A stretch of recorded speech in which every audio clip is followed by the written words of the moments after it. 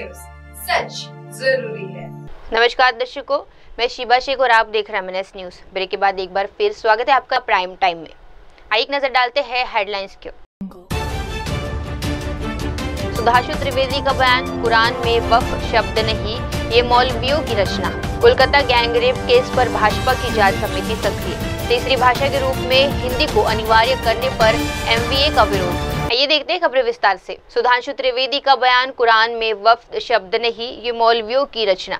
भाजपा सांसद सुधांशु त्रिवेदी की विपक्षी दलों पर तीखा हमला बोलते हुए वक्फ, शरिया कानून और संविधान को लेकर विवादास्पद टिप्पणी की है। उन्होंने कहा, कुरान में वक्फ शब्द नहीं है, ये मुल्ला मौलवियों की रचना है। कुरान में कहा गया है कि जो खर्च कर सकते हो करो, रोक मत कर रखो। उन्होंने विपक्ष पर आरोप लगाया कि वे बाबा साहेब आम्बेडकर के संविधान की जगह शरिया कानून लागू करना चाहते हैं। इस्लामी अकीदे में तो कहा गया अनफिकूफी सबीउल्लाह, यानी जो है खर्च करो,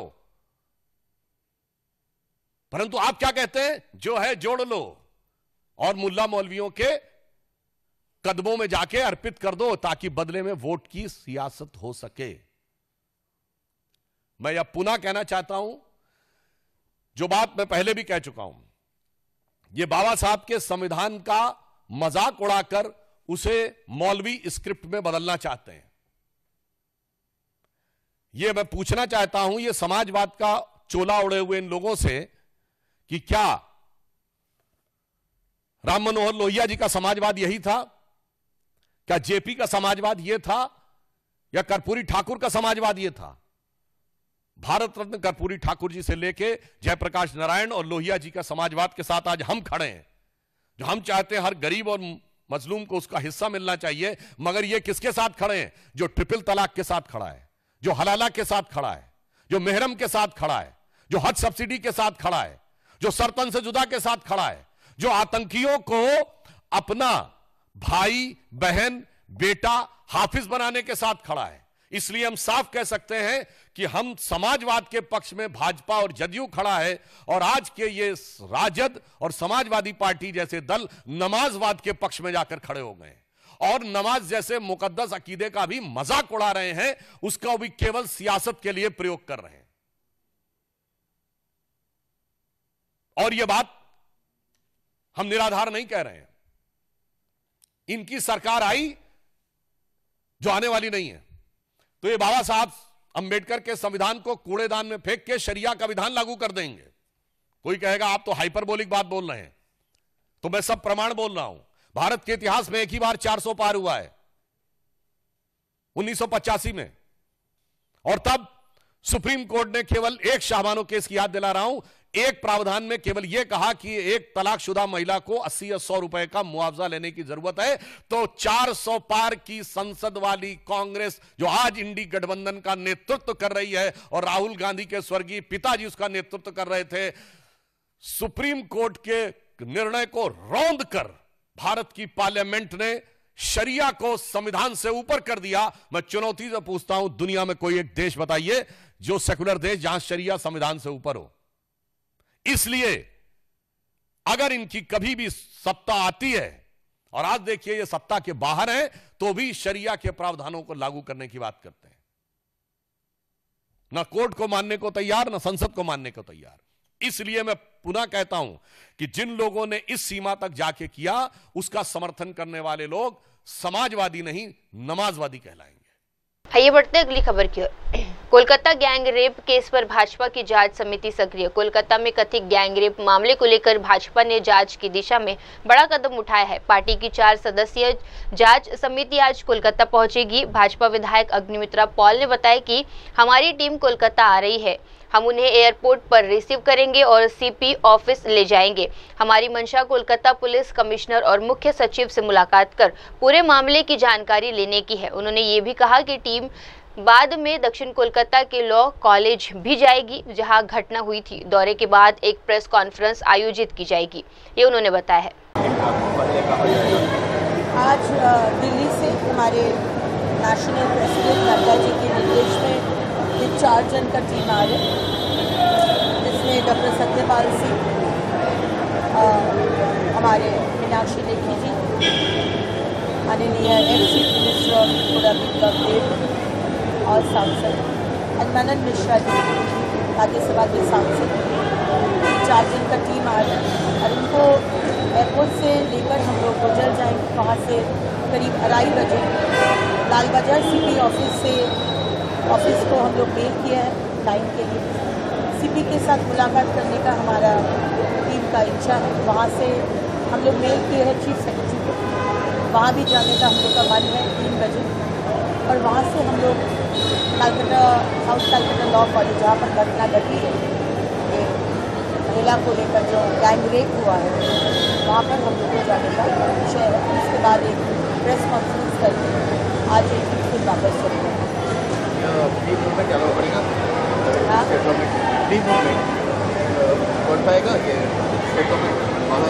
देखिए ये तो नहीं बोल सकते, लेकिन ममता बनर्जी अगर उनका टीम भेज सकते हैं मणिपुर, उनका फैक्ट फाइंडिंग टीम जा सकते हैं पहलगांव, उनका फैक्ट फाइंडिंग टीम जा सकते हैं हाथरस, उन्नाव, किसान आंदोलन, हर जगह। उनका जब राज्य में महिला के ऊपर अत्याचार होगा और जहाँ पर मुख्यमंत्री बोल रहे कि इन्वेस्टिगेशन हो रहा है, विचार होगा, उनको तो प्रॉब्लम नहीं होना चाहिए। नियम तो सबके लिए एक होना है। तो हमको यही उम्मीद है कि उनको और उनका सरकार को सुबुद्धि रहे और अच्छी तरह से व्यवहार करें, टाइम दे, सुने फैक्ट फाइंडिंग टीम के बाद, क्योंकि ये कोई एजुकेशन करने नहीं आ रही, इंक्वायरी करने तो सम्मान के साथ पश्चिम बंगाल का जो संस्कृति है उसको बजाय रखें। हमारा सम्मान भी है, राज्य का सम्मान है, उनके साथ हम लोग सम्मान के साथ व्यवहार करें, ये उम्मीद रखते हैं। और आगे क्या होगा ये मालूम है। आइए बढ़ते हैं अगली खबर की ओर। तीसरी भाषा के रूप में हिंदी को अनिवार्य करने पर एमवीए का विरोध। महाराष्ट्र सरकार द्वारा स्कूलों में तीसरी भाषा के रूप में हिंदी को अनिवार्य किए जाने के मुद्दे पर महाविकास आघाड़ी एमवीए के नेताओं ने मुंबई में जोरदार विरोध प्रदर्शन किया। विरोध कर रहे नेताओं का कहना है कि ये फैसला राज्य की भाषाई विविधता और मराठी भाषा की गरिमा के खिलाफ है। शिवसेना, यूबीटी, कांग्रेस और एनसीपी के नेताओं ने मिलकर प्रदर्शन में हिस्सा लिया और सरकार से फैसला तुरंत वापस लेने की मांग की है।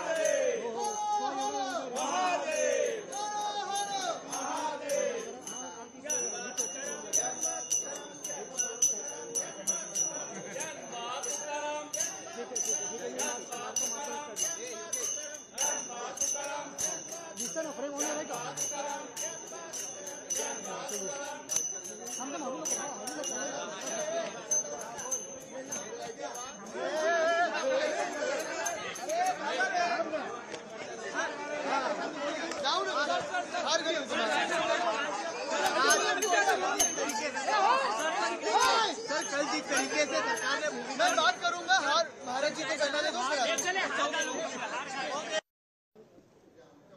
आइए बढ़ते अगली खबर की ओर। अहमदाबाद सिविल अस्पताल ने 260 शवों की पहचान पूरी की। अहमदाबाद गुजरात से एक भावनात्मक और संगठित प्रयास की मिसाल सामने आई है। सिविल अस्पताल के चिकित्सा अधीक्षक डॉक्टर राकेश जोशी ने बताया कि हाल ही में हुई बड़ी दुर्घटना में कुल 260 शवों की पहचान कर उन्हें परिजनों को सौंप दिया गया है। I can say that total 254 DNA match was done, all identified and handed over. 6 were identified on a facial recognition. They were also handed over. So I can say 260 bodies identified and handed over to their family members. 241 were the passenger and 19 were the non-passenger. Out of these 241 passengers, 181 Indians, 52 Britishers, 7 Portuguese and 1 Canadian. How difficult was it and how did you manage it? It is a very difficult task, and I won't say I manage it. It was a great teamwork. We are supported, we are guided by our seniors, our administrators. Dhananjay sir was, I can say, he was the person who was here from the time of incidents to the almost, I can say, 6, 7 days, 8 days. And under the guidance of Health Minister Sir, Panchal Sir, Commissioner Sir and Dhananjay Sir, the whole team, they guided us, and yes, it is actually a teamwork. Not only Health Department, but Police Department, Corporation, everybody works. And as per our Gujarati tradition, everybody, when somebody is in trouble, we give our best to provide the comfort. We cannot replace the loss, what they have lost actually, but yes, we can provide them emotional support, a hand-holding for the whole process, that they should not feel any difficulty during this. So, I mean, this was definitely a Herculean task, but because of the great teamwork, because of the interdepartmental support, it is done in a very short period of time of, I can say, like 13 days. Sir, is this the first time in the history of Gujarat such a large number of DNA matches? Probably. This could be the first incidents in Gujarat, but such a great work has been done. Unfortunately, event is it is a very tragic event, but the way everyone has worked, as I said, to take a sample from the relative, DNA sampling from the charred out, burned out bodies, then to match and give a name, it was definitely a Herculean task. FSL and NFSU, they have done round the clock job, and I mean unbelievable. And they start working immediately, and they give first report even within 48 hours. So this is unbelievable. We really thank you for them, and because unless the reports are not there, we cannot go further. So I think it is a example of a great teamwork by everybody. So all the departments combinedly work for this difficult situation or this disaster, and ultimately everything was done within 13 days. आइए बढ़ते हैं अगली खबर की or. Delhi में अमित शाह की अध्यक्षता में मंथन बैठक। दिल्ली में आज एक अहम बैठक आयोजित की गई है, जिसमें केंद्रीय गृह मंत्री और सहकारिता मंत्री अमित शाह ने मंथन बैठक की अध्यक्षता की। ये बैठक अंतर्राष्ट्रीय सहकारिता वर्ष 2025 की तैयारियों के तहत बुलाई गई थी, जिसमें देश भर के राज्यों और केंद्र शासित प्रदेशों की सहकारिता मंत्रियों ने हिस्सा लिया। बैठक का उद्देश्य देश में सरकारी क्षेत्र की संभावनाओं को मजबूत करना, राज्यों के अनुशासन और चुनौतियों पर विचार विमर्श करना और अंतर्राष्ट्रीय मंच पर भारत की सहकारी व्यवस्था को दृढ़ता से प्रस्तुत करना। उन्होंने बताया कि 254 शवों की पहचान डीएनए मिलान से की गई, जबकि 6 की पहचान चेहरे और पहचान तकनीकी से की गई है। डॉक्टर जोशी ने स्पष्ट किया कि 241 यात्री थे, जिनमें से 181 भारतीय, 52 ब्रिटिश और 7 पुर्तगाली नागरिक शामिल थे। साथ ही 19 लोग गैर यात्री के रूप में चिन्हित किए गए हैं।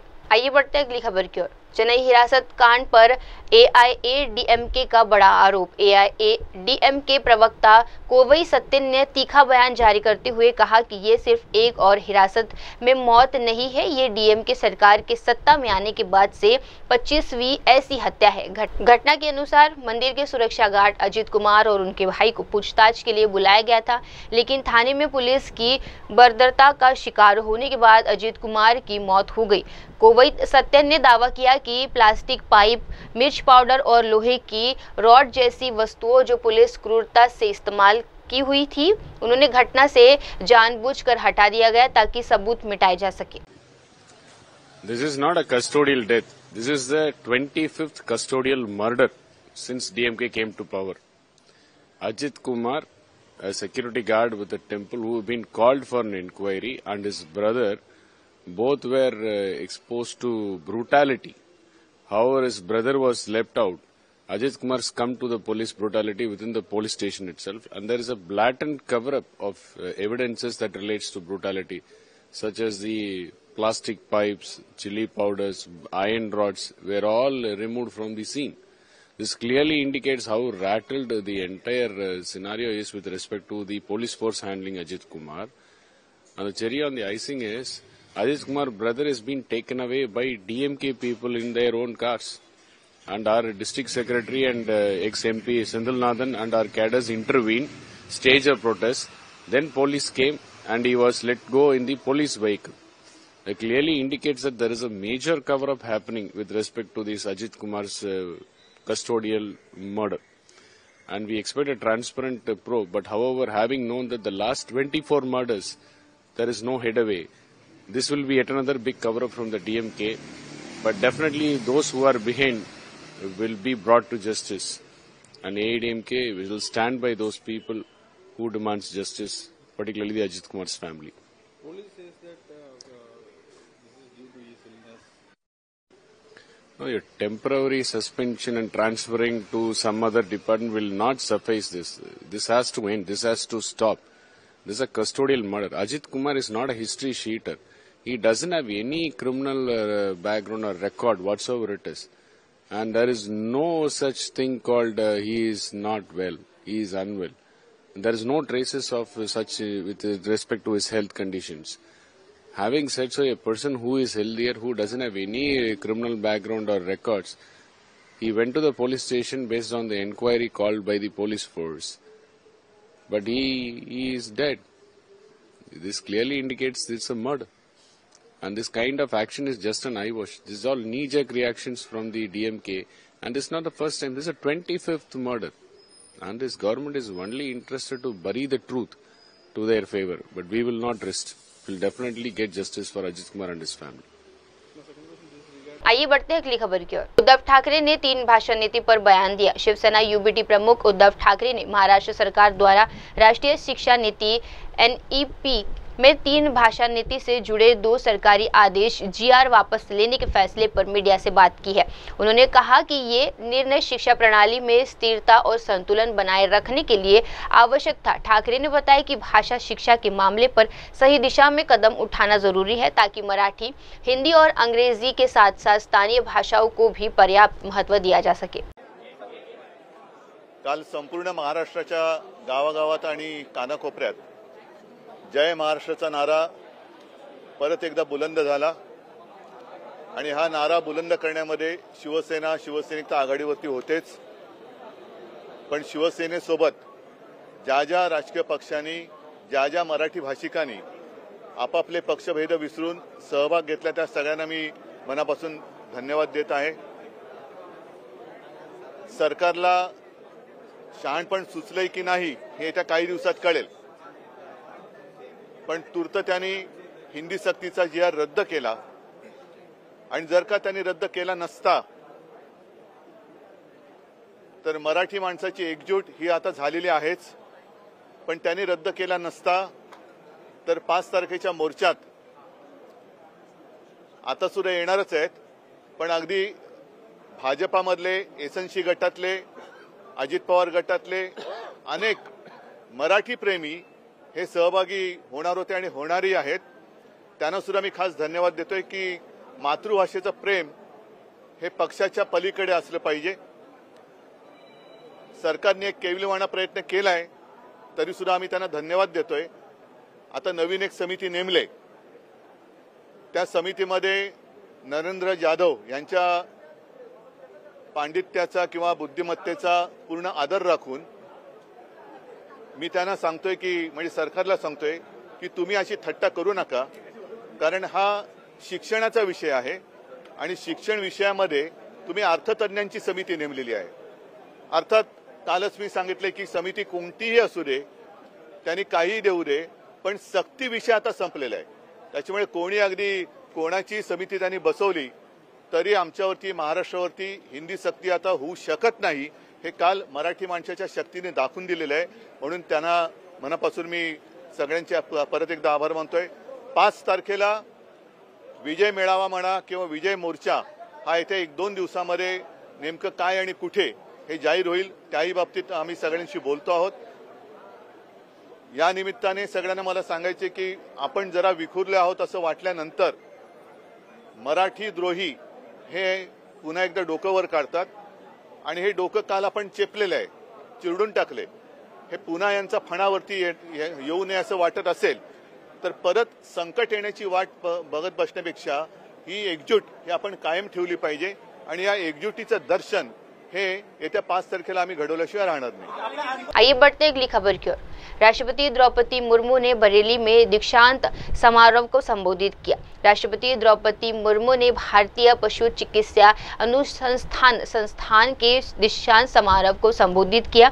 अपने संबोधन में उन्होंने युवा पशु चिकित्सकों को देश की सेवा करने और पशु स्वास्थ्य के केंद्रों में उत्कृष्टता प्राप्त करने के लिए प्रेरित किया। राष्ट्रपति ने कहा कि पशुपालन और कृषि भारत की अर्थव्यवस्था में महत्वपूर्ण स्तंभ है और इस क्षेत्र में अनुसंधान एवं नवाचार देश की समृद्धि के लिए आवश्यक है। उन्होंने शिक्षार्थियों को अपनी जिम्मेदारियों का बोध कराने के साथ साथ देश के ग्रामीण और पशुपालन समुदाय के विकास में योगदान देने का भी आह्वान किया है। इस संस्थान से जुड़ी सभी पूर्व एवं वर्तमान शिक्षकों और शोधकर्ताओं को पशु चिकित्सा अनुसंधान में योगदान देने के लिए सराहना करती हूँ। पशुओं के प्लेग के नाम से जाने जाने वाली रिंडरफस्ट महामारी की रोकथाम के लिए वर्ष 1889 में स्थापित इस संस्थान ने 135 वर्ष की अपनी यात्रा में कई महत्वपूर्ण उपलब्धियां हासिल की हैं।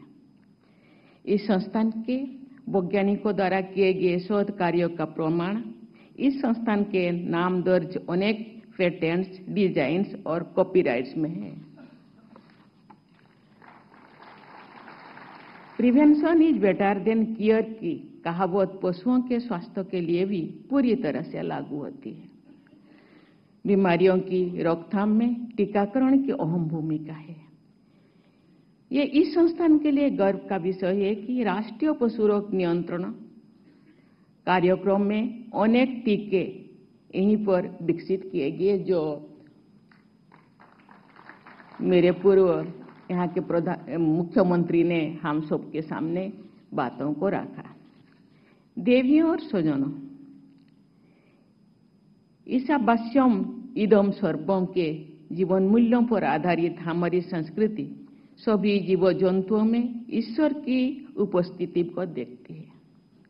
पशुओं से हमारे देवताओं और ऋषि मुनियों का संवाद होता है। ये मान्यता भी उसी सोच पर आधारित है। भगवान के कई अवतार भी इसी विशिष्ट श्रेणी में है। ऐसे प्रसंगों को उल्लेख में यहाँ इसलिए कर रही हूँ कि जब आप एक चिकित्सक या शोधकर्ता के रूप में कार्य करें तो बेजुबान पशुओं के कल्याण की भावना अपने मन में हो। मैं जिस परिवेश से आती हूँ वह सहज रूप से प्रकृति के निकट है। मानव का वन और वन्य जीव जंतुओं के साथ सह अस्तित्व का रिश्ता है। सच कहे तो पशु और मानव का एक परिवार का रिश्ता है, जो विशिष्ट प्राणियों का संवर्धन होगा। अभी तो हम एक टेक्नोलॉजी और आधुनिक संस्कृति के जीवन शैली में जिंदगी जीते हैं। जब हम छोटे थे या पूर्व में अभी टेक्नोलॉजी का कोई साधन नहीं था, पशु ही हम लोगों का साधन और वही हम लोगों का बोल थे किसानों का। पशु के बिना किसान आगे नहीं बढ़ सकता, हाथ से काम नहीं कर सकता। इसीलिए पशु को हम पशु शब्द मुझे इतना ठीक नहीं लगता। ये हम लोगों का जीवन धन है। उनके बिना हम जिंदगी सोच नहीं सकते। जिंदगी तो जैव विविधता बढ़गी और ये धरती तथा मानव जाति खुशहाल होती थी। जैव विविधता के शरण का एक उदाहरण है, हम जब छोटे थे बहुत सारे गीधे आप भी देखते होंगे, लेकिन आज वो गीधों की समाज अब विलुप्त हो गया है। मुझे लगता है गीधों के विलुप्त प्राय होने के पीछे पशु चिकित्सा में इस्तेमाल होने वाले रासायनिक दवाओं की भी भूमिका होनी चाहिए। बहुत सारे भूमिकाओं में से, बहुत सारे रीजन में से, बहुत सारे कारण में से ये भी एक कारण है। ऐसी दवाओं पर प्रतिबंध लगाना गीधों के संरक्षण की दिशा में सराहनीय कदम है। अभी वैज्ञानिकों ने इस दिशा में कदम उठाए, इसलिए मैं उनको बहुत बहुत धन्यवाद देना चाहती हूँ। आइए बढ़ते अगली खबर की ओर। मुख्यमंत्री योगी आदित्यनाथ ने दीक्षांत समारोह में भाग लिया। मुख्यमंत्री योगी आदित्यनाथ ने भारतीय पशु चिकित्सा अनुसंधान संस्थान IVRI के दीक्षांत समारोह को संबोधित करते हुए कहा कि ये अवसर सभी के लिए बेहद महत्वपूर्ण है। उन्होंने कोविड-19 महामारी के दौरान IVRI की भूमिका की सराहना की और बताया कि इस चुनौतीपूर्ण समय में संस्थान ने न केवल पशुओं के लिए बल्कि मानव जाति के लिए भी परीक्षण एवं शोध कार्य किया। मुख्यमंत्री ने कहा कि कोविड-19 वायरस का परीक्षण करना एक बड़ी चुनौती थी, लेकिन IVRI ने इसका सफलतापूर्ण सामना किया है। मंदिर, श्री मणिनाथ मंदिर और श्री पशुपतिनाथ मंदिर, ये इस बरेली की पौराणिक पहचान के प्रतीक हैं। मंदिरों की ये श्रृंखला जहां इस नगर को एक नई पहचान देती है, वहीं आधुनिक भारत में 136 वर्ष पहले IVRI के संस्थान ने इस नगर को एक पहचान दी और स्वतंत्र भारत में ये सभी तो इसकी पहचान के कारक थे ही, लेकिन एक समय ऐसा भी था जब झुमके के रूप में इस बरेली की पहचान बन गई। लेकिन आज ये हम सब के लिए बहुत ही गौरवमयी क्षण है जब हम यहां पर भारत गणराज्य के आदरणीय राष्ट्रपति जी के स्वागत के साथ साथ भारत की इस वर्तमान पीढ़ी को इस क्षेत्र में उनकी डिग्री अवार्ड करने के समारोह के साक्षी बन रहे हैं। अत्यंत महत्वपूर्ण क्षण है, क्योंकि जब हम लोग मंच पर आए थे तो यहां पे सभी लोग एकदम शांत बैठे हुए थे। तो पहले तो मैं समझ नहीं पाया कि इतनी शांति क्यों है। फिर मुझे लगा कि वास्तव में ये शांति होनी भी चाहिए, क्योंकि एक मूक पशु की आवाज को आपके कार्यों के माध्यम से, आपके शोध के माध्यम से एक नया जीवन मिलता है। और मिलता ही नहीं है, IVRI की सेवाएं हम लोग उत्तर प्रदेश में केवल पशुधन के क्षेत्र में नहीं लेते, हर प्रकार के जीव जंतुओं को एक नया जीवन देने में IVRI की बहुत सराहनीय सेवा यहां पर हम लोगों को प्राप्त होती है। और ये हमारा गौरव है कि बरेली के माध्यम से उत्तर प्रदेश और उत्तर भारत इन सेवाओं से लगातार लाभान्वित होता है। मैंने इन सेवाओं को बहुत नजदीक से देखा था वैश्विक महामारी के दौरान, जब कोविड-19 के खतरे सामने आए थे। तो उस समय एक चैलेंज था, क्योंकि कोविड-19 के प्रारंभिक समय में जांच एक चुनौती थी। IVRI आगे आया और एक नोडल केंद्र के रूप में इसने कोविड-19 की जांच में उत्तर प्रदेश सरकार को अपना सहयोग दिया। यानी केवल पशु पक्षियों के लिए ही नहीं, मनुष्यों के जीवन को बचाने के लिए, कोविड-19 की जांच के लिए, और 2 लाख से अधिक जांच करने में एक बड़ी भूमिका का निर्वहन उस समय किया। आइए बढ़ते अगली खबर की ओर। बीजेपी ने कोलकाता गैंग रेप मामले में 4 सदस्यीय जांच समिति बुलाई। कोलकाता में कथित सामूहिक बलात्कार मामले को लेकर बीजेपी ने 4 सदस्यीय जांच समिति बनाई है। इस पर कांग्रेस सांसद इमरान मसूद ने प्रतिक्रिया दी है। उन्होंने कहा, यह पूरी तरह से पुलिस और न्याय प्रणाली का काम है कि दोषियों को सजा दिलाई जाए। देश का कानून समक्ष है, सख्त कार्यवाही करने के लिए ये मामला राजनीति का विषय नहीं होना चाहिए। मसूद ने स्पष्ट किया कि सबसे महत्वपूर्ण बात पीड़ित पीड़िता को न्याय मिलना है और इस दिशा में कोई समझौता बर्दाश्त नहीं किया जाएगा। उन्होंने सभी राजनीतिक दलों से अपील की कि वे इस गंभीर मुद्दे पर राजनीति करने से बचे और न्याय प्रक्रिया का समर्थन करें। आइए बढ़ते हैं अगली खबर की ओर। मनसे प्रमुख राज ठाकरे ने मुंबई में प्रेस कॉन्फ्रेंस की। मनसे प्रमुख राज ठाकरे ने मुंबई में प्रेस कॉन्फ्रेंस कर विभिन्न राजनीतिक मुद्दों पर अपनी पार्टी की स्थिति स्पष्ट की। उन्होंने महाराष्ट्र सरकार की नीतियों की समीक्षा करते हुए कहा कि मनसे जनता की आवाज उठाने में हमेशा सक्रिय रहेगी। राज ठाकरे ने स्थानीय विकास, बेरोजगारी और सामाजिक न्याय जैसे विषयों पर कभी बात नहीं की। उन्होंने आगामी चुनाव और राजनीतिक गठबंधन को लेकर भी संकेत दिए और कहा कि मनसे का उद्देश्य महाराष्ट्र के लोगों के हितों की रक्षा करना है। काल महाराष्ट्र सरकारने हिंदी सक्तीचे दोन्ही GR रद्द केले किंवा रद्द करायला त्यांना भाग पाडलं आणि त्यासाठी म्हणून मी तमाम महाराष्ट्रातल्या मराठी जनतेचं अभिनंदन करीन।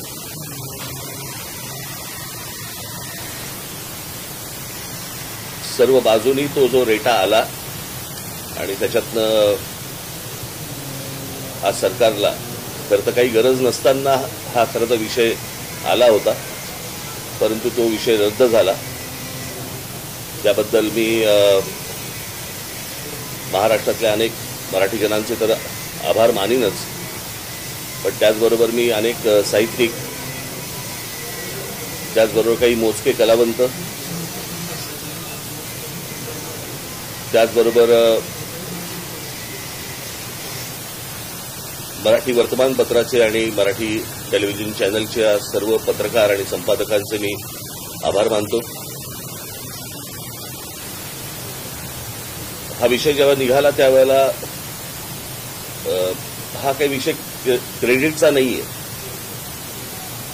पण हा विषय जेव्हा निघाला सरकारकडनं त्यावेळेला सर्वप्रथम आम्ही त्याला विरोध केला। त्याचं पत्रही आम्ही तुम्हाला मागच्या वेळेला तिन्ही पत्र मी तुम्हाला वाचून दाखवली होती आणि ती पत्र ज्यावेळेला गेली आणि वातावरण जसं जसं तापायला लागलं, त्याचबरोबर महाराष्ट्रामधले इतरही सगळे राजकीय पक्ष त्याच्यामध्ये उद्धव ठाकरेंची शिवसेना असेल, राष्ट्रवादी काँग्रेस असेल, शरद पवार साहेबांची इतर राजकीय पक्ष जे महाराष्ट्रामध्ये आहेत संघटना। आइए बढ़ते अगली खबर की ओर। मुख्यमंत्री पुष्कर सिंह धामी ने अंतरिक्ष प्रौद्योगिकी सम्मेलन को संबोधित किया। मुख्यमंत्री पुष्कर सिंह धामी ने विकसित भारत 2047 विषय पर आयोजित अंतरिक्ष औद्योगिकी एवं अनुप्रयोग सम्मेलन को संबोधित किया। उन्होंने कहा कि अंतरिक्ष प्रौद्योगिकी देश के विकास में एक महत्वपूर्ण भूमिका निभा रही है। 2047 तक भारत को विकसित और आत्मनिर्भर राष्ट्र बनाने के लिए तकनीकों का अपनाने की आवश्यकता है। धामी ने युवा वैज्ञानिकों और शोधकर्ताओं को प्रोत्साहित किया कि वे अंतरिक्ष क्षेत्र में नवाचार और खोज के लिए आगे जाए। उन्होंने इस क्षेत्र में राज्य सरकार के प्रयासों और केंद्र सरकार के सहयोग की भी तारीफ की है। राज्य स्तरीय अंतरिक्ष प्रौद्योगिकी सम्मेलन में आज हम सबके बीच में अभी जिनका सभी ने यहाँ पर उद्बोधन सुना, एक सामान्य स्थितियों से किस प्रकार से उनका जीवन शुरू हुआ और आज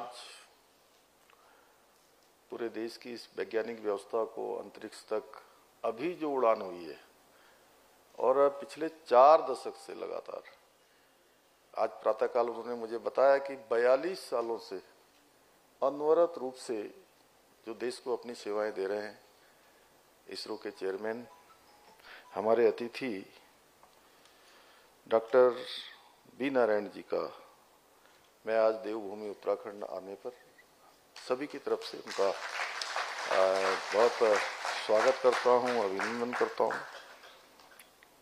यहाँ उपस्थित इस कार्यक्रम में मुख्य सचिव श्री आनंदवर्धन जी, श्री नितेश जी, प्रकाश चौहान जी, हमारे प्रमुख सचिव श्री सुधांशु जी, मीनाक्षी सुंदरम जी, शैलेश जी और यूकॉस्ट के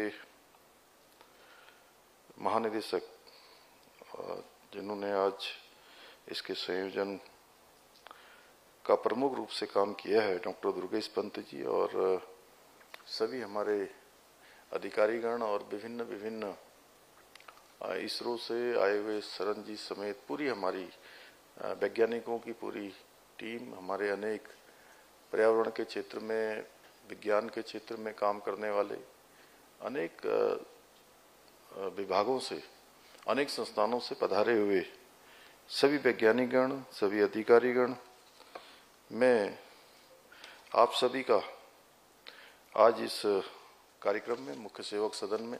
आइए बढ़ते हैं अगली खबर की ओर। पूर्व महानगर प्रमुख विलास शिंदे ने शिवसेना छोड़ी।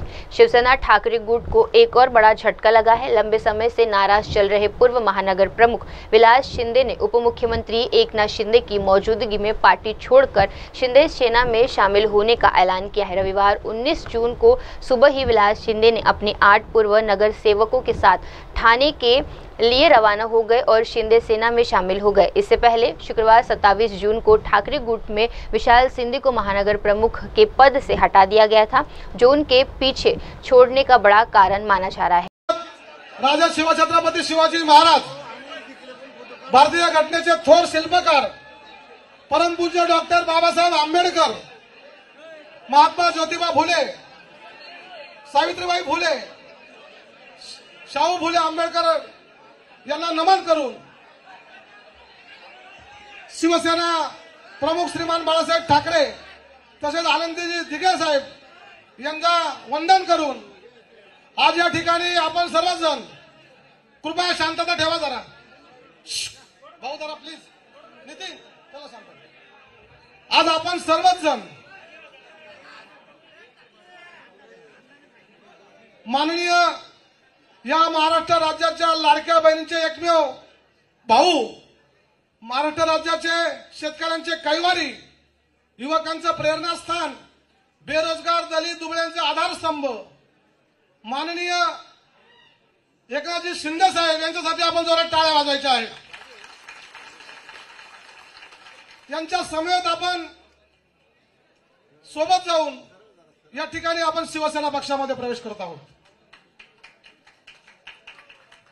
खरं तर भाई, आम्ही काही कुठल्या पक्षातून आलेलो नाही। विलास खाली बसा, बस रे, आणि आपली नेहमीची सवय जरा बंद करा, जरा ऐकत जा। भाई, आपण जर बघितलं, आम्ही काही एकही शिवसैनिक तुम्हाला सगळे चेहरे ओळखीचे असतील। आम्ही एकही माणूस हा इतर पक्षातून आलेला नाही। आमच्या रक्तात शिवसेना आहे। परंतु ज्या पद्धतीने गेल्या 30 वर्षापासून आपण आम्हाला ओळखतात, 30 वर्षापासून प्रामाणिकपणाने, निष्ठेने आम्ही पक्षाने दिलेलं काम आणि आमचं कर्तव्य समजून कुटुंब असेल, प्रपंच असेल बाजूला ठेवून नेहमीच पक्षाच्या आदेशाला आणि त्या कामाला महत्त्व दिलेलं आहे। परंतु भाई, सगळ्याच निवडणुका किंवा सगळ्या पदं आपल्याला मिळतात असं नाही, परंतु ज्या ज्या ठिकाणी आम्हाला शक्य आहे त्या ठिकाणी आम्ही प्रयत्न केले असतील। आपल्याकडे सुद्धा आपण एकमेव त्यावेळेस सुद्धा आपण आमचं ऐकायचे, त्यावेळेस सुद्धा आम्ही आपल्याकडे उमेदवार मागायचं, आपण आमचे नावं सुद्धा पाठवले होते। परंतु दुर्दैव असं की त्या ठिकाणी आम्हाला निवडणुका लढण्यासाठी संधी मिळाली नाही। तरी पण आम्ही हटलो नाही, खचलो नाही, आम्ही हट्ट धरला नाही। शिवसेना पक्ष आहे, आमचा काही कुठला राजकीय वारसा नाही। आमच्या कुटुंबात कोणी राजकीय सरपंच असेल, उपसरपंच, साधा सोसायटीचा चेअरमन किंवा ग्रामपंचायतीचा सदस्य सुद्धा नाही। परंतु शिवसेना अशाच याच्यावर तयार झालेली आहे की जिथं सर्वसामान्य कार्यकर्त्याला न्याय मिळू शकतो आणि सर्वसामान्य कार्यकर्ता हा सर्वसामान्य जनतेचे प्रश्न समजू शकतो। परंतु भाई, एकाच व्यक्ती त्याला विधानसभा, एक नाही 2-2, 3-3 विधानसभा, एकच व्यक्ती त्याला महानगरपालिकेच्या उमेदवाऱ्या, तोच व्यक्ती त्याला संघटनेचे पद, मग सर्वात महत्वाचा, आणि त्या व्यक्ती परत आता आहे कुठे? तरी पण आम्ही कधी खचलो नाही, कारण त्यावेळेस एकनाथ शिंदे साहेब हे आम्हाला जवळ होते नाशिकहून। आम्ही नेहमी आमची खंत त्यांच्यापाशी येऊन व्यक्त करत होतो आणि भाई सुद्धा आम्हाला आधार देण्याचं, धीर देण्याचं काम करत होते। परंतु वेळ गेला आणि ज्या वेळेस पक्षामध्ये काही जे फूट पडली त्याच्यामध्ये भाई का निघाले, तर आमच्या समोर एक वेगळी प्रतिमा त्या ठिकाणी आमच्यासारख्या समोर सामान्य शिवसैनिकांसमोर वेगळी प्रतिमा ही भाईंची तयार करण्यात आली। आणि मग भाई गेले, त्यानंतर जी परिस्थिती झाली तरी आम्ही त्या ठिकाणी गेलो नाही। भाईंना मानणारा मी पहिल्यापासून कार्यकर्ता आहे, आमच्यावरती कुठला राग नाही। आमचे कुठले कॉन्ट्रॅक्ट नाही, आमच्याकडे आजपर्यंत पक्षाला खाली पाहावं लागलं असं काम आम्ही आजपर्यंत, पक्ष अडचणीत येईल असं काम आम्ही आजपर्यंत केलं नाही. मग याचा कुठे विचार होणार आहे का नाही? या बळावरती आम्ही लोकसभेला सामोरे गेलो भाई. लोकसभेला सामोरे जात असताना विधानसभेला पराभूत झालेले उमेदवार राजाभाऊ वाजे यांची उमेदवारी आम्ही मागितली, त्या ठिकाणी दिली आणि त्या राजाभाऊ वाजेंना आम्ही प्रचंड मताधिक्याने त्या ठिकाणी निवडून आणलं. शिवसेनेला मानणारा त्या ठिकाणी जिल्हा आहे. आणि असं असताना लोकसभा झाली, त्यानंतर लगेचच कोणालाही माहित नाही अशा पद्धतीने संघटनेमध्ये बदल करण्यात आले. माझ्या नंतरचे 15-15 वर्ष ज्युनियर असलेले लोक वयाने सुद्धा आणि अनुभवाने सुद्धा त्यांना डायरेक्ट पडते जिल्हा प्रमुख केला आणि माझ्यासारखा महानगर प्रमुख मला साधं विचारत सुद्धा नाही. म्हणजे हे होतंय काय नेमकं? काम करणारा माणूस आपल्याला नको आहे का? बरं, आम्ही आजपर्यंत कुठल्याही काम त्या ठिकाणी बाई वैयक्तिक घेऊन गेलो नाही, कारण आम्हाला माहिती त्या ठिकाणी काम काय पद्धत आहे. आणि ज्यावेळेस मी आपल्या संपर्कात आलो आणि आपल्या वेळेस तर आम्ही भाई आपण पक्ष फुटला, त्यानंतर मला आता प्रश्न केला की आपण शिंदे गटात जात आहेत. मी ठामपणे सांगितलं हा शिंदे गट नाही, ही शिवसेना पक्ष आहे. आणि ह्या शिवसेना पक्षाला न्यायालयाने उच्च न्यायालयाने मान्यता दिलेली आहे. आणि त्याच्या पलीकडे जाऊन साहेब 40 आमदार घेऊन जरी बाहेर निघाले असतील, परंतु साहेब जनतेने सुद्धा आपल्याला स्वीकारले, आपल्याला 60 आमदार म्हणून त्या ठिकाणी परत पाठवलेला आहे. आणि मग जनता आणि उच्च न्यायालय याच्यापेक्षा कोण आहे? मग माझ्यासारखे नाशिक जिल्हा असेल किंवा महाराष्ट्रामध्ये असंख्य शिवसैनिक भाई यांना या गोष्टी पटलेल्या आहेत. आणि आपण बघा, या नाशिक जिल्ह्यावरती शिवसेना प्रमुखांचं विशेष प्रेम होतं आणि म्हणून आम्ही जीवाचं रान करत होतो. परंतु ज्या पद्धतीने नाशिक जिल्ह्यामध्ये कामकाज होणं अपेक्षित त्या पद्धतीने काही झालं नाही. आणि म्हणून आपलं त्यानंतर आपलं सुद्धा नाशिक जिल्ह्यावरती त्या ठिकाणी प्रेम आहे आणि आपण वेळोवेळी दाखवून दिलेले आहे. आम्ही एवढे पक्ष फुटून तर आम्ही आपल्या रस्त्यावरती उतरलो असतील, आंदोलन केलं असतील, नको त्या गोष्टी केल्या असतील, परंतु भाई आपण मात्र शिवसैनिकाला ओळखण्यामध्ये काहीच कमी पडले नाही. आपण काही मोलाचा मोठेपणाच दाखवलेला आहे आणि आदराने त्या ठिकाणी शिवसैनिकांचा सन्मान भाईने केलेला आहे. माझ्यासारखा शिवसैनिक भाईंच्या संपर्कात गेलो, घरी गेलो, विचार केला जावा, कसं जावं, काय म्हणतील.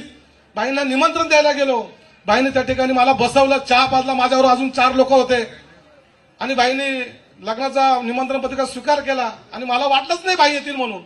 पण 1 जूनला बाईंचा प्रोटोकॉल आला आणि त्याच्यात कळालं की विलास शिंदेच्या मुली. मला खरं सांगतो आनंद गगनात मावत नव्हता. ज्यांच्यासाठी सुख दुःख हे झालंच पाहिजे, गेलंच पाहिजे, पण एक सर्वसामान्य कार्यकर्ता जो विरोधात बोलत होता त्याच्या मुलीच्या लग्नाला येणं, तिथं सगळ्या गोष्टी संपल्या. आणि त्या दिवशी ठरवलं काही झालं तरी चालेल, भाईंना अपेक्षित असलेला आणि बाळासाहेबांच्या विचाराच्या शिवसेनेमध्ये आपण जायचं आणि बाळासाहेबांच्या विचार असलेला महाराष्ट्र आपण घडायचा. आणि त्याकरता एकमेव व्यक्ती अशी आहे ते म्हणजे आदरणीय एकनाथजी शिंदे साहेब यांच्या खांद्याला खांदा लावून जीव का जायना पण शिवसेना. आणि भाई आपण कायम सांगा, आपल्याला अपेक्षित असं जसा ठाणे जिल्हा आहे, इथं विजू आप्पा आहे, दादासाहेब भुसे आहेत, इकडे हेमंत आप्पा आहे, भाऊ चौधरी तायच आहे आणि असंख्य इथं पदाधिकारी, सरपंच, 30 सरपंच या ठिकाणी बाई प्रवेश करताय, 8 नगरसेवक प्रवेश होतोय, काही सोसायटीचे चेअरमन आहेत, बँकेचे चेअरमन आहेत आणि असंख्य शेतकरी आहेत, द्राक्ष बागायतदार संघाचे अध्यक्ष आहेत. पण भाई आम्हाला आता कोणावरती भरोसा राहिला नाही. हा नाशिक जिल्हा हा संपूर्ण, मी आज आपल्याला ग्वाही देतो की हा संपूर्ण आपल्या पाठीशी ताकदीने, खंबीरपणाने रक्त सांडलं तरी चालेल, पण भाई आपली पाठ मात्र आम्ही सोडणार नाही. आणि येणाऱ्या काळामध्ये भाई या नाशिक जिल्हा महानगरपालिका असू द्या, जिल्हा परिषद असू द्या, पंचायत समिती असू द्या, ग्रामपंचायत असू द्या, लोकसभा असू द्या, विधानसभा असू द्या, आपण फक्त उमेदवार द्या. आपल्याला अपेक्षित असलेला आणि वंदनीय बाळासाहेबांना अपेक्षित असलेला नाशिक जिल्हा हा शिवसेनेवरती प्रेम करणार आहे. आणि पुन्हा एकदा आम्ही संपूर्ण या नाशिक जिल्ह्यावरती प्रत्येक निवडणुकीवरती मार्केट कमिटी सुद्धा असू द्या, भगवा फडकवल्याशिवाय राहणार नाही, एवढे आपल्याला सर्वांच्या वतीनं ग्वाही देतो. आणि एवढा मोठं मन करून आमच्या सगळ्यांना आपण आपल्यामध्ये सामावून घेतलं त्याबद्दल सुद्धा आपल्या मनापासून या ठिकाणी धन्यवाद व्यक्त करतो. या काळामध्ये मधल्या काळामध्ये मग भाऊ चौधरी साहेब किंवा नरेशदादा मस्के असतील आणि माझे खास एकनाथदादा भोईर हे नेहमीच माझ्या संपर्कात असायचे, परंतु भाई उशीर झाला त्याबद्दल दिलगिरी सुद्धा व्यक्त करतो. उशीर झाला म्हणजे पक्षप्रवेशाला जरी उशीर झाला असेल, परंतु या 3.5 वर्षामध्ये आमचा काय नुसतं आमच्या नागरिकांचे आम्ही प्रश्न सोडू शकलो नाही, आम्ही पाहिजे तसा विकास करू शकलो नाही, लोकांना आम्ही कामं देऊ शकलो नाही. त्याच्यामुळे आमचेच नुकसान आम्हाला झालेले. आणि माझ्यासारखे असंख्य शिवसैनिक आजही या महाराष्ट्रामध्ये आपल्याकडे यायला त्या ठिकाणी उत्सुक आहेत. आणि येणाऱ्या काळामध्ये हारा मासाचा शिवसैनिक आपल्या समोर आल्याशिवाय राहणार नाही एवढी आपल्याला ग्वाही देतो. थांबतो.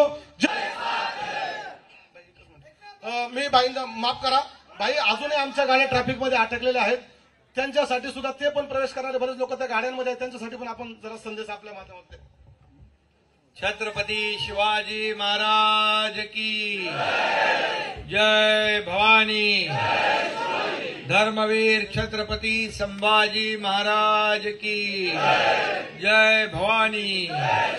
हिंदुहृदय सम्राट बाळासाहेब ठाकरे यांचा, धर्मवीर आनंदीगे साहेबांचा. आज विलास शिंदे आणि त्यांच्याबरोबर अनेक सहकाऱ्यांनी यामध्ये नाशिक महापालिकेचे नगरसेवक संतोष गायकवाड, नैना गांगुर्डे, विष्णुपंत भेंडगुळे, प्रवीण पाळदे, पल्लवी पाटील, निलेश ठाकरे, उषाताई शेळके. प्रवीण पाळदे पहलवान पण आहेत ना.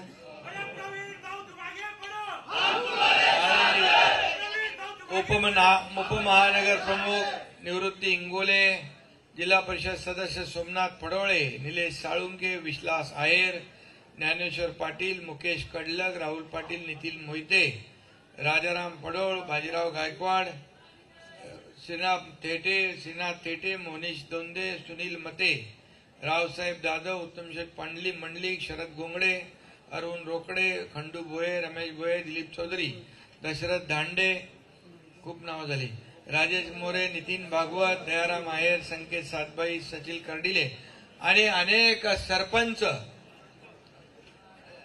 तुमचं पण आहे काय? हा, विके जाधव, पीके जाधव 25 वर्ष सरपंच. तुमचं मनापासून स्वागत करतो. बबनराव महेश दुने सगळ्यांना धुवून आले नाशिकमध्ये. काय विलास, काय तिकडे काय शिल्लक बिल्लक ठेवले का नाही? काय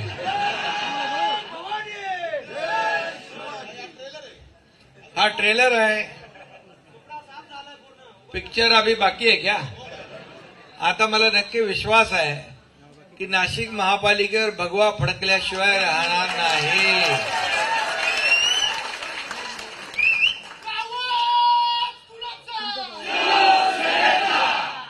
आज आपल्या इथं मंत्री दादा भुसे आहेत, आपले खासदार नरेश म्हस्के आहेत, भाऊसाहेब चौधरी आहेत, आपले माजी खासदार सदाशिव गोडसे आहेत, इकडं आपला अप्पा करंजकर आहेत, पेलवान आहेत. पण आज अजयची आई वारली, बोरसेची अजय बोरसेची आई वारली, त्यामुळे ते आले नाहीत. सकाळी होते.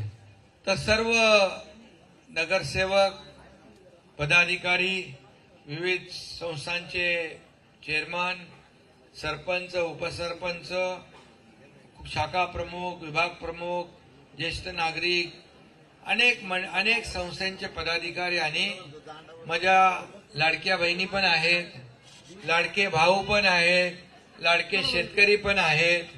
लाडक्या बहिणींची योजना कधी बंद होणार नाही, काळजी करू नका. आणि म्हणून आज नाशिकमधल्या एवढ्या मोठ्या प्रमाणामध्ये हॉल पूर्ण भरून गेलाय. बाहेर लोक आहेत आणि अजून रस्त्यामध्ये लोक येत आहेत. त्या रस्त्यातल्या गाडीमध्ये असलेल्या शिवसेना पदाधिकाऱ्यांचं, कार्यकर्त्यांचं देखील मी शिवसेनेमध्ये स्वागत करतो. त्यांनाही शुभेच्छा देतो आणि तुम्हाला सगळ्यांचं अभिनंदन करतो.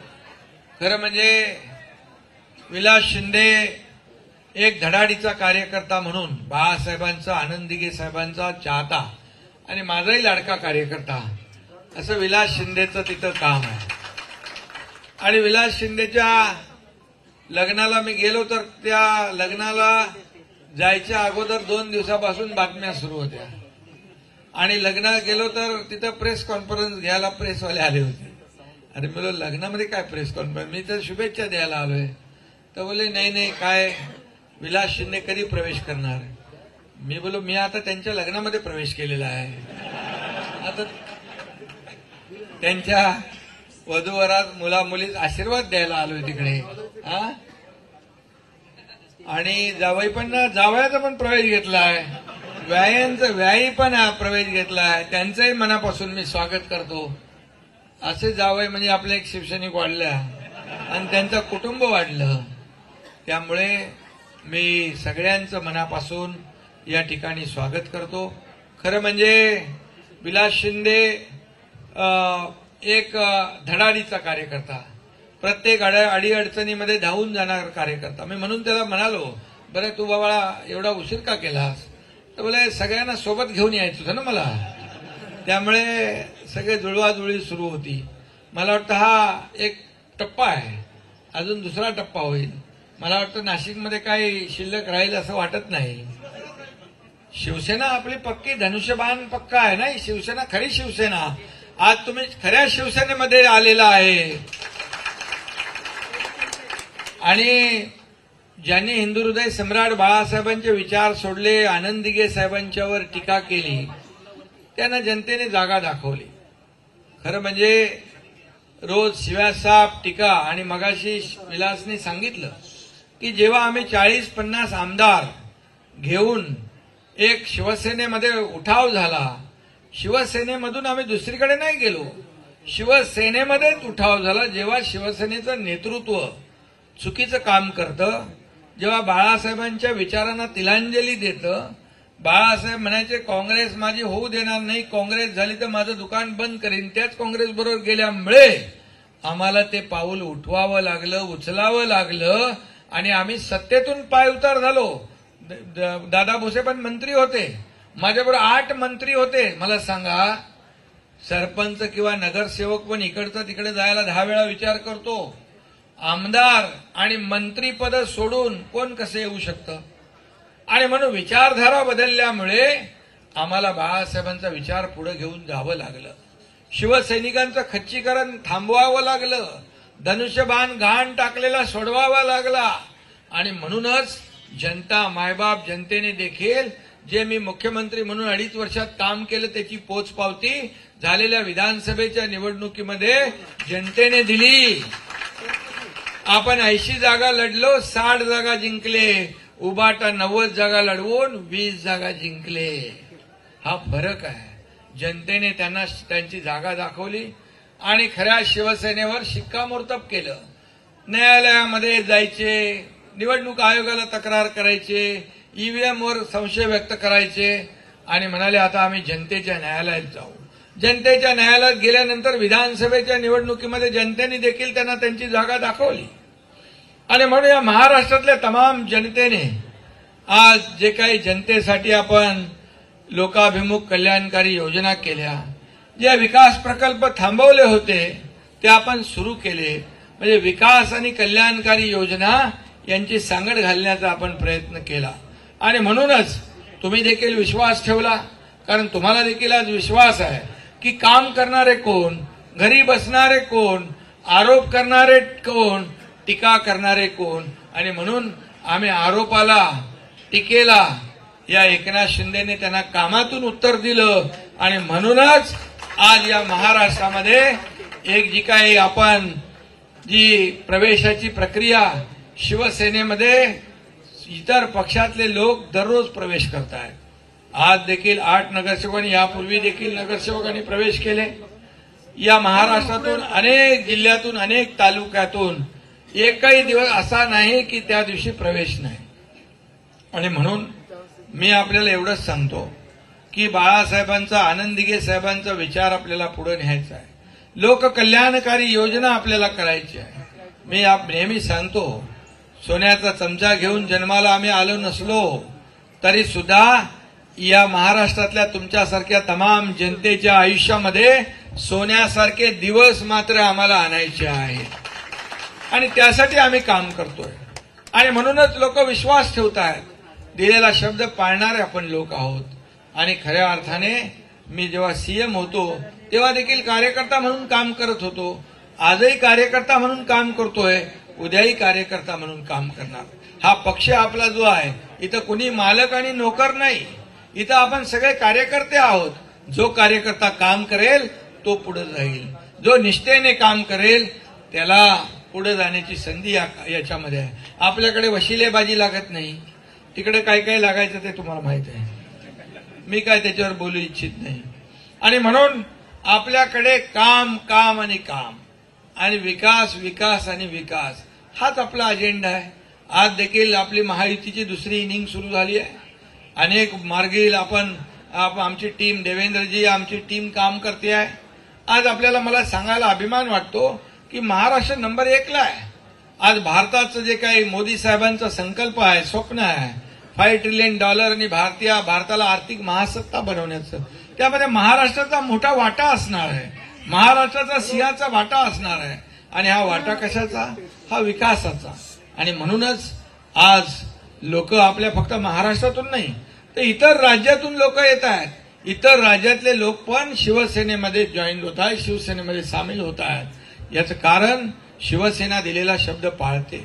शिवसेना आपण लोकांना भेटतो, घरी बसत नाही. घरी बसणाऱ्यांना कायमचं लोकांनी घरी बसवलेलं आहे. आणि म्हणून या ठिकाणी त्यांनी जे काही इतके वर्ष केलं, आज जेव्हा बाळासाहेबांचे विचार तुम्ही सोडल्यानंतर लोकांनी देखील तुम्हाला सोडलं. आता काय काय म्हणायला लागले.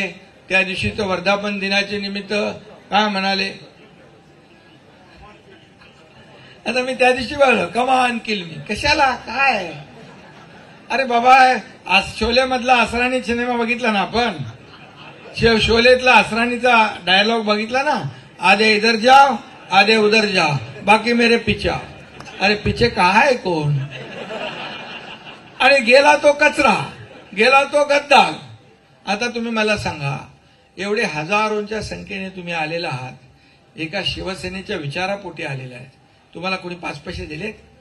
तुम्हाला कोणी काय सांगितलंय? तुम्हाला काय पैसे देऊन आणले? तुम्ही मनापासून आलेले लोक आहात. तुम्ही मूळ शिवसेनेच्या विचारधारेशी जोडलेले लोक आहात. हा एकनाथ शिंदे वयाच्या 18व्या वर्षापासून शिवसेनेचं काम करतोय. शाखा प्रमुख ते मुख्यमंत्री होण्याचा मान मला मिळाला. हे का? कशामुळे? केलेल्या कामामुळे, शिवसेनेवर बाळासाहेब असलेल्या निष्ठेमुळे, धर्मवीर आनंद दिघे साहेबांच्या सोबत काम केल्यामुळे आणि त्यांचा आदर्श डोळ्यासमोर ठेवून काम करतोय आपण. आणि त्यामुळे असे खोटं नाटक करून तुम्हाला आता एवढं प्रॉब्लेम त्यांना झालाय, एवढी गळती लागली आहे, ती गळती थांबवण्यासाठी युती करायला आक्तिक झालेत. अरे ज्यांना तुम्ही म्हणत होता संपलेला पक्ष आहे, यांच्याशी काय बोलायचं, जेव्हा मुख्यमंत्री होता तेव्हा ज्यांना कसपटा समान तुम्ही मानत होते, कचऱ्यामध्ये जमा करत होते, आता युती करता का, युती करता का, एवढी आगतिकपणा का झालं? का वेळ आली ही? याचं चिंतन करणार की नाही? आत्मपरीक्षण करणार की नाही? अरे तुम्ही काही केलं तरी सुद्धा ज्या दिवशी 2019ला तुम्ही बाळासाहेबांच्या बरोबर विश्वासघात केला, हिंदुत्वाशी विश्वासघात केला, मराठी माणसाशी विश्वासघात केला, ज्याने तुम्हाला मतदान दिलं 2019ला त्यांच्याशी विश्वासघात केला, त्याच वेळेस लोकांनी तुम्हाला सोडलंय. त्याच वेळेस या महाराष्ट्रातल्या लोकांनी ठरवलंय की ह्या सत्तेसाठी ही व्यक्ती काही करू शकते. आणि म्हणून मी म्हणतो बाळासाहेब हिरा होता, हिऱ्यापोटी गारगोटी असं जे म्हणतो आपण ते खरं आहे. तुम्ही विचार सोडले, तुमचा विषय संपला. आणि त्यामुळे हा एकनाथ शिंदे बाळासाहेबांच्या विचाराशी कधी प्रतारणा करणार नाही. सत्तेसाठी, खुर्चीसाठी कधीही कुठलाही कॉम्प्रोमाइज, तडजोड आमच्याकडून होणार नाही. आणि म्हणून आज देशभरामध्ये आज आपल्या पक्षाला लोकांकडून मागणी आहे प्रवेशाची. सगळे लोक काय येत आहेत? कारण बाळासाहेबांचे हिंदुत्वाचे विचार पुढे नेण्याचं काम केलं. अयोध्येत राम मंदिर बांधण्याचं स्वप्न कुणाचं होतं? बाळासाहेबांचं होतं. काश्मीरमध्ये 370 कलम हटवण्याचं काम स्वप्न कुणाचं होतं? बाळासाहेबांचं होतं. ते पूर्ण कोणी केलं तर या देशाचे प्रधानमंत्री आणि गृहमंत्री अमित भाईंनी केलं. त्यांना तुम्ही रोज शिव्या देताय, लष्कराला शिव्या देताय. पहलगामला झालेल्या हल्ल्यामध्ये एका तरी मराठी माणसाच्या घरात तुम्ही गेले सात्वन करायला? तेव्हा कुठं होते? कुठं होते दादा?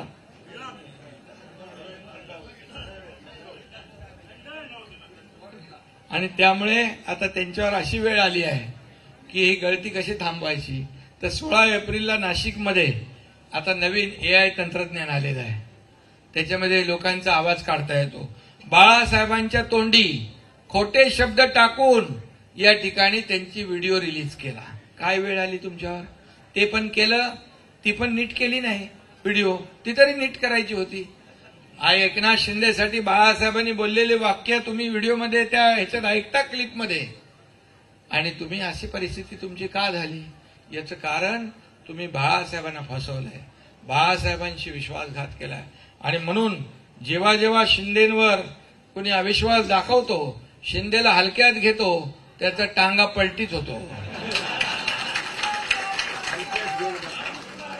आणि मग तो शिंदे ठाण्यातला असू दे नाही तर नाशिकचा शिंदे असू दे.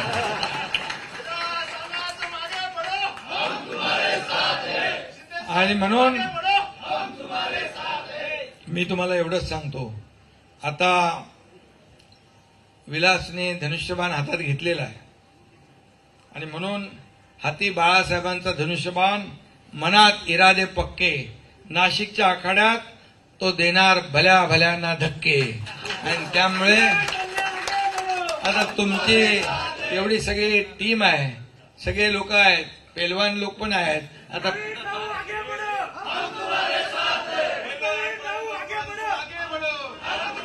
आणि तुम्हाला सांगतो आपल्या पेलवान लोकांची एक करामत. आपल्याकडे तो पेलवान काय नाव,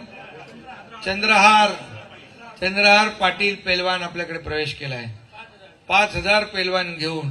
आता ते काय करणार आहेत माहितीये, आपल्या देशाच्या सीमेवर लढणाऱ्या जवानांसाठी, सैनिकांसाठी 1000 लोक जाऊन काश्मीरमध्ये रक्तदान करणार आहेत आपल्या त्या लोकांसाठी.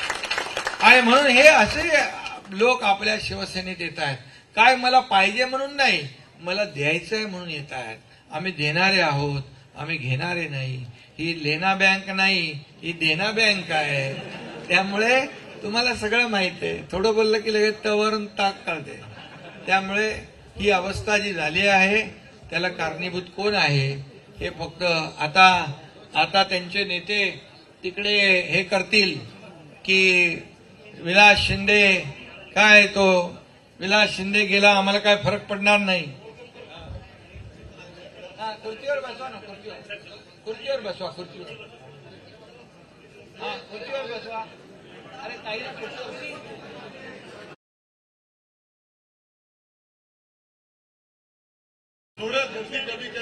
चला चला.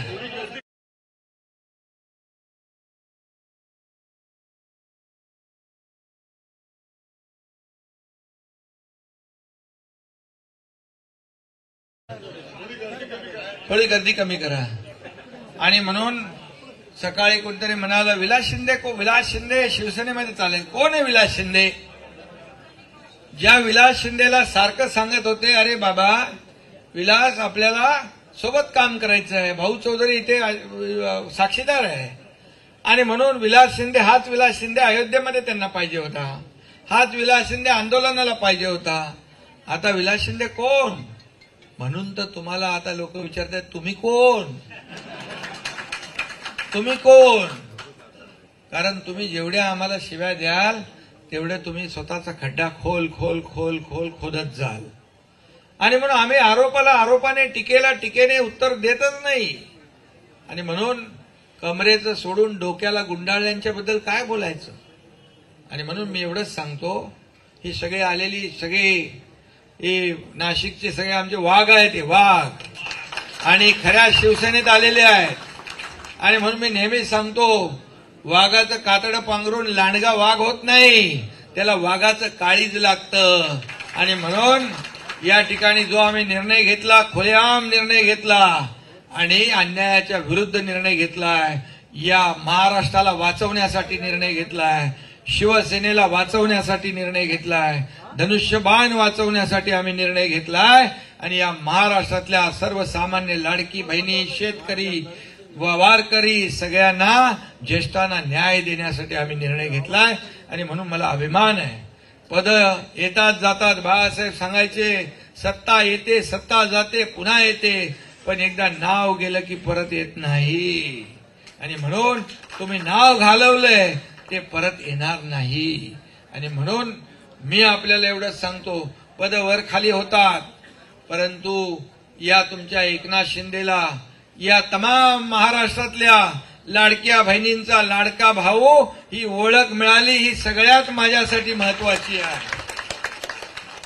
आणि म्हणून मी विलास शिंदे आणि त्यांचे सर्व सहकारी यांचं मनापासून अभिनंदन करतो. मनापासून आपल्याला मी धन्यवाद देतो. आता तुम्ही म्हणालेला हा ट्रेलर आहे, पिक्चर अभी बाकी आहे, पण काय तिकडे शिल्लक ठेवायचा तुमचा विचार दिसत नाही आहे. आणि म्हणून आपल्याला एकच आहे, आता लोकसभा आपण लढलो, लोकसभा जिंकली, केंद्रात प्रधानमंत्री मोदी साहेब विराजमान झाले, आणि या ठिकाणी विधानसभा आपण महायुतीने लढली. आता स्थानिक स्वराज्य संस्थेमध्ये देखील महायुतीचा भगवा झेंडा डौलाने आपल्याला फडकवायचा है. जय हिंद, जय महाराष्ट्र. आइए बढ़ते अगली खबर की ओर। 2020 के समझौते के बाद बोडोलैंड में शांति स्थापित। बोडोलैंड प्रादेशिक परिषद के मुख्य कार्यकारी सदस्य प्रमोद बोरो ने बोडोलैंड प्रादेशिक परिषद चुनाव के संदर्भ में कहा कि 2020 के समझौते के बाद बोडो क्षेत्र में शांति स्थापित हो गई है। उन्होंने बताया कि बोडो लोग अब विभिन्न गतिविधियों के जरिए अपने सामाजिक और आर्थिक लक्ष्यों की दिशा में काम कर रहे हैं। बोरो ने कहा कि अब उनका ध्यान भारतीय संविधान में 125वें संशोधन पर है, जो छठी अनुसूचित को और मजबूत बनाएंगे, जिससे क्षेत्र के प्रशासनिक और विकास को संबंधित अधिकार बढ़ेंगे। Particularly election on BTC is not only for political power. Our party UPPL is coming in government with an agenda to develop the regions and protect our identity and culture, to promote our language, literature, and it was the long series demand of the Bodo people for a separate territory. Since 1967 PTC has started, and 87 again All Bodo Student Union started.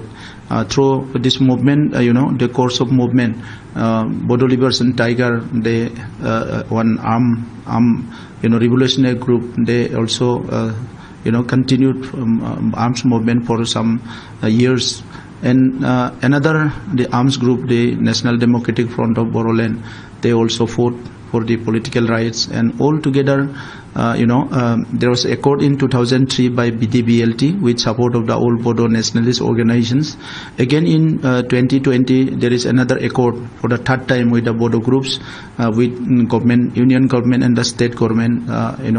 After this 2020 accord, Bodo regions are become peace, and Bodo peoples trying to achieve our goal through different activities. For that, now we are waiting for 125th amendment of Indian constitutions, by which Sikshidal is going to be strengthened. We don't have the financial power, but the region is a very vast regions. There are so many gap in development, infrastructure gap development, and others, like socio-economic development. We need so many support and like patronization from the government of India.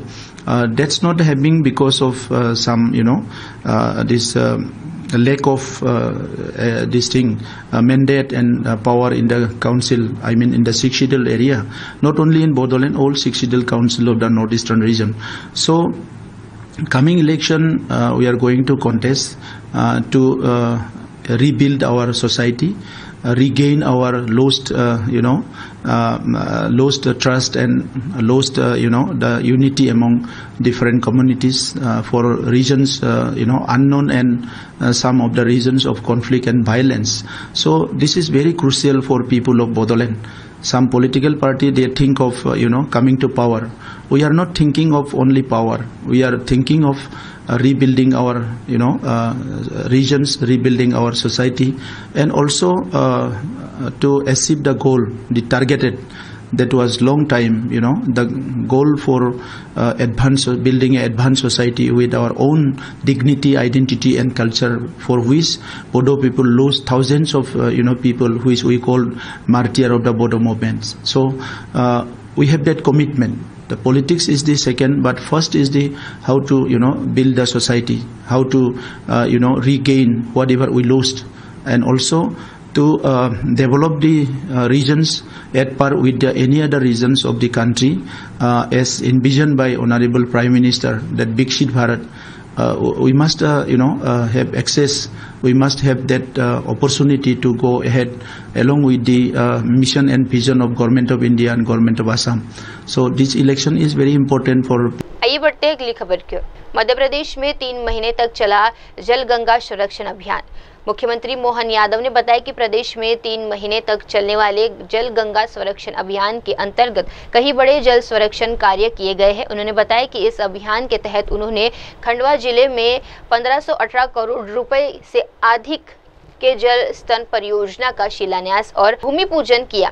Khandwa को जल संरक्षण मामले में पूरे देश में सबसे अच्छा जिला माना जा रहा है और इसे केंद्र सरकार के जल शक्ति मंत्रालय द्वारा मान्यता भी मिली है। पूरी पड़वा से लगा करके 30 जून तक अर्थात 3 महीने तक जल गंगा संरक्षण अभियान यशस्वी प्रधानमंत्री श्रीमान नरेंद्र मोदी जी की प्रेरणा से हमने पूरे प्रदेश में चलाया और जिसके माध्यम से लगभग 1518 करोड़ से अधिक के कामों का जल संरक्षण कार्यों का शिलान्यास भूमि पूजन करने में खंडवा जा रहा हूं।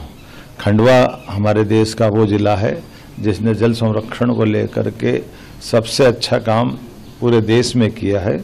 भारत सरकार के जल शक्ति मंत्रालय द्वारा खंडवा को नामित किया गया है और इस कार्यक्रम में आज जब समापन हम करेंगे तो जल गंगा संरक्षण अभियान के माध्यम से महात्मा गांधी राष्ट्रीय ग्रामीण रोजगार गारंटी योजना के अंतर्गत लगभग 578.8 करोड़ के 57,207 जल संरक्षण के विभिन्न कार्यों का लोकार्पण प्रदेश की तरफ से किया जाएगा। मैं प्रधानमंत्री कृषि सिंचाई योजना वाटरशेड के माध्यम से 43.46 करोड़ के 888 कामों का भी लोकार्पण जल गंगा संरक्षण अभियान के माध्यम से हम करने वाले हैं।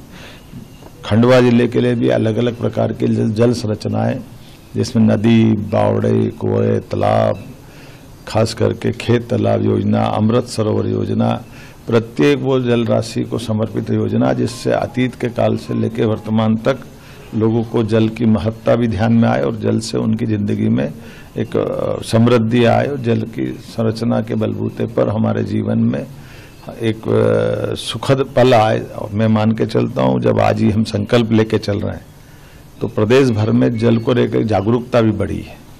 पुरानी से पुरानी बावड़ियों का स्वरूप निखर के आ गया और हमने इसमें भी अलग अलग प्रकार के पुरस्कार दिए।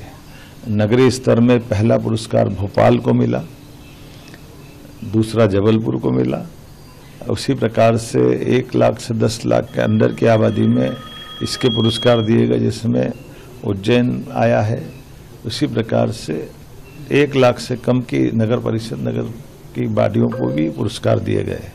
ग्रामीण क्षेत्रों में भी समान रूप से बेहतर जल रचनाओं पर जिनने काम किया उनको ग्रामीण, शहरी सभी क्षेत्रों में और जल शक्ति मंत्रालय द्वारा मिलजुल करके जो काम किए गए वाकई वो अद्भुत है। और हमारे यहाँ तो जल के लिए कोई भी काम बिना जल के समक्ष जल देवता जल पुरुष की आवश्यकता के बिना पंच तत्वों में हम न तो पूजा पाठ कर पाते हैं न जीवन का एक दिन एक पल जी पाते हैं। आइए हम सब जल को सहेजें, आगा जीवन बचाएं। मध्य प्रदेश तो वैसे भी जल के मामले में नदियों का मायका है, इसकी अपनी महत्ता है। हम सब जल संरक्षण के काम को अभी इस अभियान के बाद तुरंत बाद सभी स्थानों पर एक पेड़ मां के नाम के माध्यम से पुनः जल संरचनाओं को स्थायी रूप से उनका सौंदर्य, प्राकृतिक सौंदर्य बरकरार रखने के साथ साथ पेड़ों को बचाते हुए जल संरचनाओं के लिए अमृत का काम करेगी। इसलिए अब वृक्षारोपण का काम चालू होगा, पौधारोपण का काम चालू होगा। मेरी अपनी ओर से अब वक्त तो चलाए दर्शकों छोटे से ब्रेक का। ब्रेक के बाद भी जुड़े रहिए, देखते रहिए मेरे सहयोगी मिनल के साथ देश की तमाम बड़ी खबरें। धन्यवाद। हाय हेलो नमस्कार, मैं हूं पंकज विष्णु और आप देख रहे हैं MNS न्यूज। आप देख रहे हैं MNS